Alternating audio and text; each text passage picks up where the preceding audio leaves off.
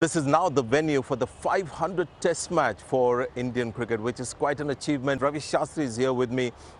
Just 4 nations have managed to play 500 Test matches.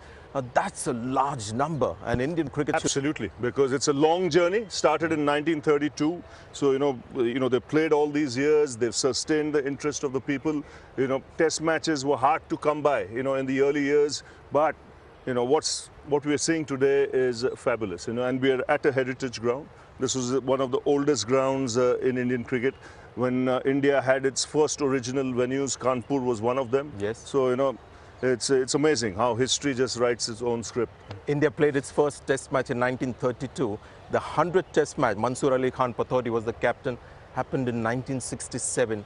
35 long years to play their first 100 Test matches. And again, tribute there, to the Board of Control for Cricket in India to sustain the interest, to invite teams from overseas, invite the right teams. It would cost money.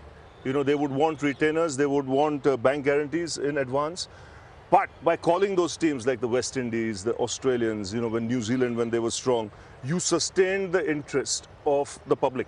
And what you did was ensure that the Indian team got good competition and became stronger decade by decade. We're talking Test match cricket, but you were part of that 1983 World Cup winning squad.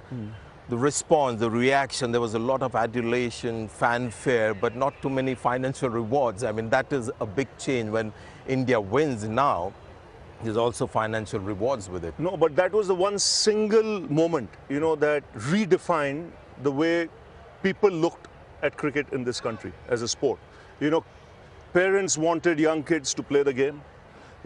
Corporate houses came behind backing the sport like never before. The sudden interest, or just the way the cricketer was looked at by the Aam Janta, by the corporate crowd, by the